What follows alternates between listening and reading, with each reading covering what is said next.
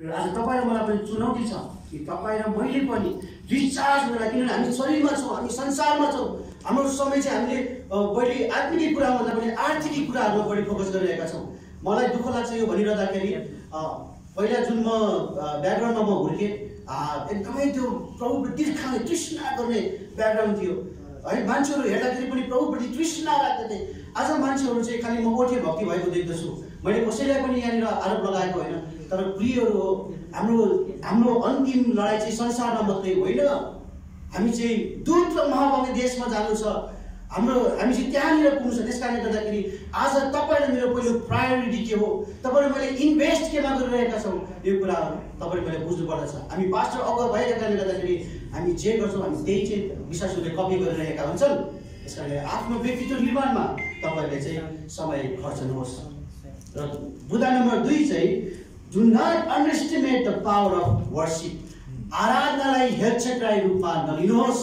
प्रियहरू, कतिचोटि हामी आराधना गर्दाखेरि हामी चाहिँ एउटा रीतिथिति, एउटा हामीले के पुऱ्याइदिएको जस्तो एउटा यो त्यो होइन। परमेश्वरमा वर्शिप गर्नु भनेको चाहिँ आत्मा र सत्यतामा उहाँलाई खोज्नु हो। हालेलुया। तपाईँको मत्ती 22:37-38मा यसरी लेखिएको छ, उहाँले तिनीहरूलाई भन्नुभयो, तैँले परमप्रभु आफ्ना परमेश्वरलाई आफ्नो सारा हृदयले, सारा प्राण र सारा समझले प्रेम गर्नु महान र प्रथम आज्ञा चाहिँ यही हो। हालेलुया। जब हामी आराधना गर्दछौँ भने यो पनि एउटा रिचार्ज हुने मौका हो। प्रियहरू, हामी जब थकित भएका हुन्छौँ, हामी आत्मामा आलस्य भएको बेलामा जब आराधना गर्दछौँ भने चाहिँ हामी फेरि रिन्यू भएर आउँदछौँ, एउटा ताजापन हामीमा आउँदछ। प्रियहरू, कतिजना विश्वासीले भन्नुभएको छ, म आराधना गर्दै थिएँ, मेरो रोग चाहिँ निको भएको छ। हालेलुया। जब हामी आराधना गर्दछौँ भनेदेखि चाहिँ त्यो एउटा समय चाहिँ परमेश्वरसँग कनेक्सन हुने समय हो। प्रियहरू, म तपाईँलाई एउटा उदाहरण भन्न चाहन्छु। जब म आराधना गर्दाखेरि मलाई चाहिँ विशेष गरी एकदमै एक्लो भयो भने अथवा कुनै एउटा गिटार लिएर म बसेँ भनेदेखि चाहिँ म यस्तो ठाउँमा पुग्छु कि मैले बाहिरको हल्ला सुनिरहेको हुँदिनँ, किनकि मेरो डिभाइन कनेक्सन चाहिँ उहाँसँग हुन जाँदछ है। मैले बाहिरको तत्त्वहरू सुनेको हुँदिनँ अनि मैले माथिको कुराहरू सुन्न सक्दछु। प्रियहरू, जब नेटवर्क क्लियर हुन्छ नि अनि माथिको कुरा स्पष्ट सुनिन्छ अनि परमेश्वरको आवाजहरू तपाईँले सुन्न सक्नुहुन्छ अनि अगमबारीका कुराहरू तपाईँले कहन सक्नुहुन्छ।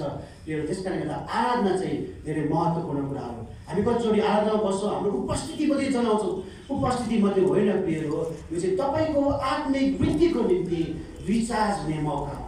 त्यसैले आराधनाको शक्तिलाई तपाईँले हेलचक्राइ नगर्नुहोस्। प्रियहरू, आराधनामा चङ्गाइ छ, आराधनामा छुटकारा छ अनि आराधनामा चाहिँ स्वतन्त्रता छ। प्रियहरू, त्यस कारण हाम्रो स्वर्गीय पितालाई जब हामी आराधना गर्छौँ भनेदेखि चाहिँ तपाईँको प्राण, आत्मा, शरीर चाहिँ एकै मन लगाएर तपाईँले गर्नुहोस्। हालेलुया। र तेस्रो नम्बर बुदा छ चाहिँ strong Christian feed their spirit, अथवा यसलाई अझै बुझ्नु बलियो त नभनौँ, असल क्रिस्चियनले चाहिँ आफ्नो आत्मिक वृद्धिको निम्ति आफ्नो आत्मालाई खुवाउने काम गर्दछ। हालेलुया। मत्ती 4:4मा लेखिएको छ, मानिस रोटीले मात्र बाँच्दैन तर परमेश्वरको मुखबाट निस्केको हरेक वचनले जीवित रहँदछ। हालेलुया। यसले प्रश्नसँग भनेको छ, हामीलाई शरीर तन्दुरुस्त बनाउनलाई, शरीरलाई रिचार्ज गर्नलाई खानाको आवश्यकता पर्ने जस्तै यो भित्र भएको आत्मालाई तन्दुरुस्त बनाउनलाई हामीलाई परमेश्वरको वचन चाहिँदछ। हालेलुया।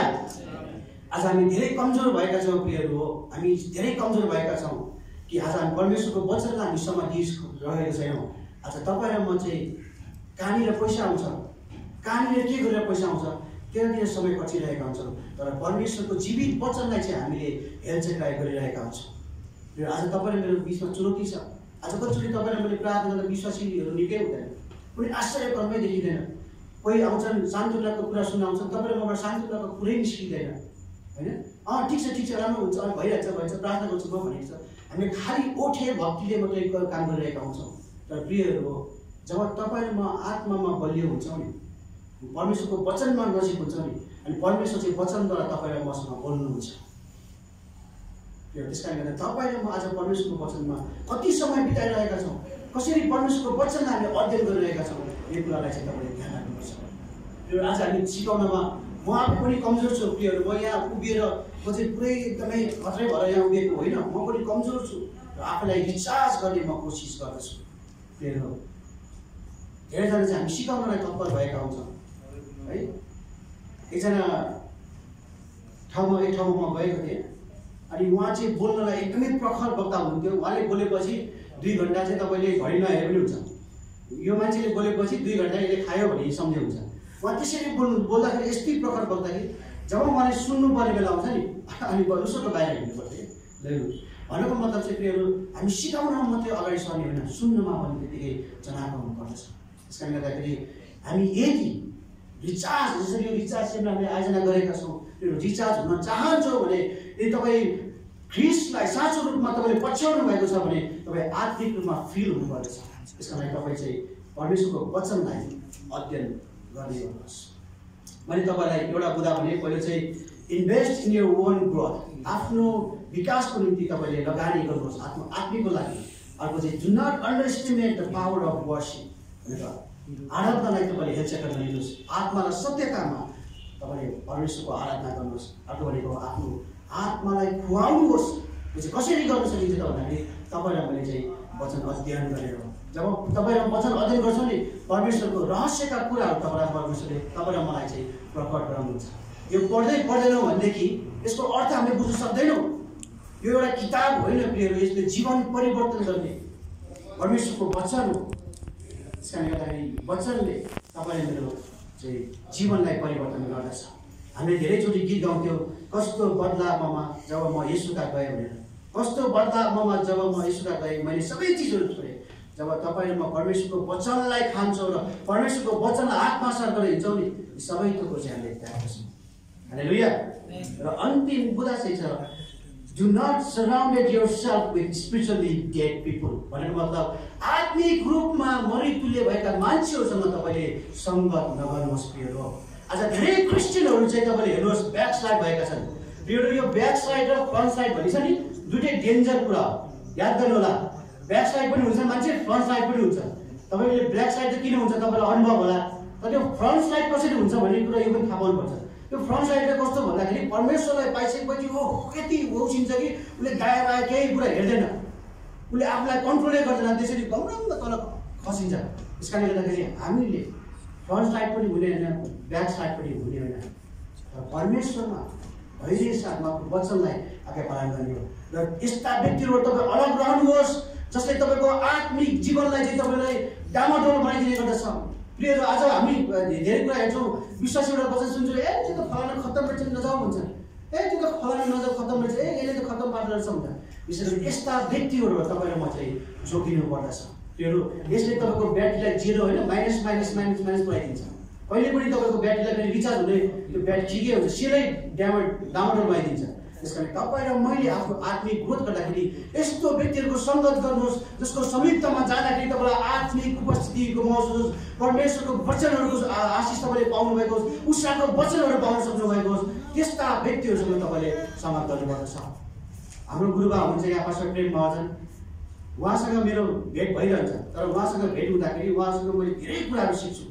किन उहाँ मभन्दा धेरै उमेरमा पाएको हुनुहुन्छ र उहाँले मलाई धेरै कुरा सिकाउनुहुन्छ। उहाँले मलाई भाइ भन्नुहुन्छ, राम्रो कुरो सिकाउनुहुन्छ, भाइ यस्तो उस्तो भनेर। किन जब तपाईँ चाहिँ एउटा आत्मिक पाएको भएको व्यक्तिसँग सङ्गत गर्नुहुन्छ नि, उहाँले तपाईँलाई माथि उठाउनुहुन्छ, बुझ्नुभयो। तर जबले आत्मिक रूपमा मरितुल्य भएका व्यक्तिसँग सङ्गत गर्नुभयो भने तपाईँको खुट्टा तान्छ, तपाईँलाई आत्मिक रूपमा झन् गिराउने काम गर्दछ।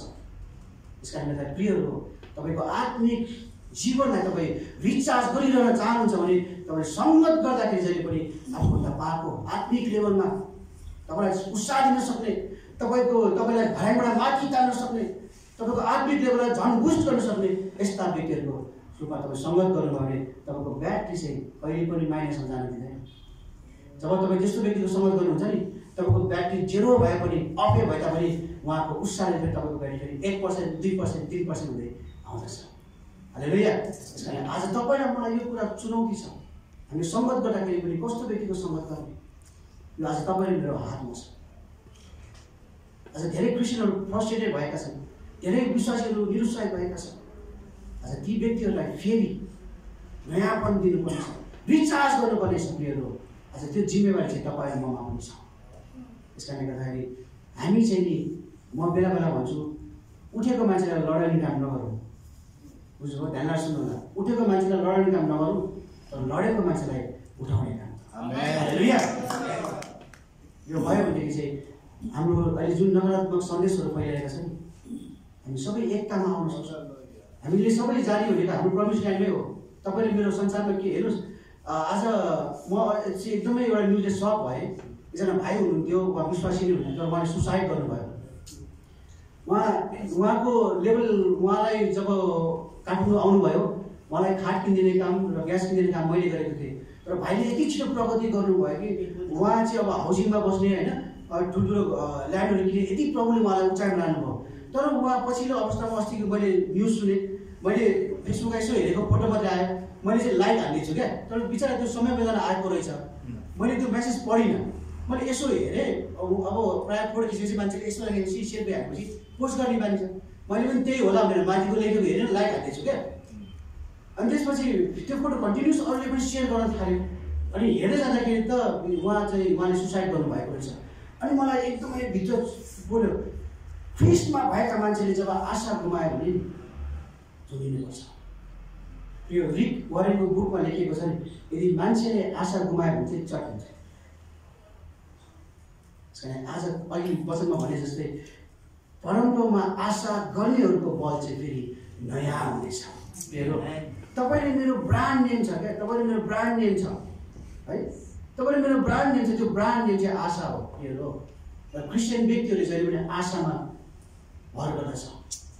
एउटा किसानले जहिले पनि आशा गरेर उसले देखेको छैन, उसले थाहा छैन, उसले रोप्छ, मेहनत गर्छ, परिश्रम गर्छ, तर उसले भविष्यको आशा देखेको छ एक दिन समय आएपछि यो फल फल्नेछ र म काट्नेछु।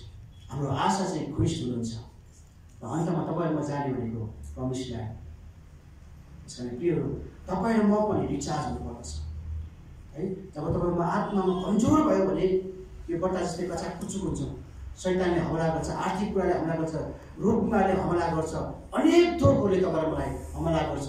तपाईँहरू किन खाली छ, उनको भित्र खाली छ, खाली भएपछि जसले पनि हेर्छ पेर्छ। तर तपाईँ र म चाहिँ हरेकको भाँडो जस्तो हुनुपर्छ। हरेक अवस्थामा स्थिर रहन सक्ने, खाँचोमा, कमीमा, रोग बिमार हरेक कुरोमा चाहिँ स्थिर रह्यो भने र आत्मा फिल भयो भने कुनै पनि बाहिर तत्त्वले तपाईँलाई मलाई सुन्न सक्ने छैन। हालेलुया। हुन्छ, म मेरो छोटो वचन यही राख्छु। तपाईँलाई धेरै सुनिदिनु भयो। फेरि पनि सबैलाई जय मसीह।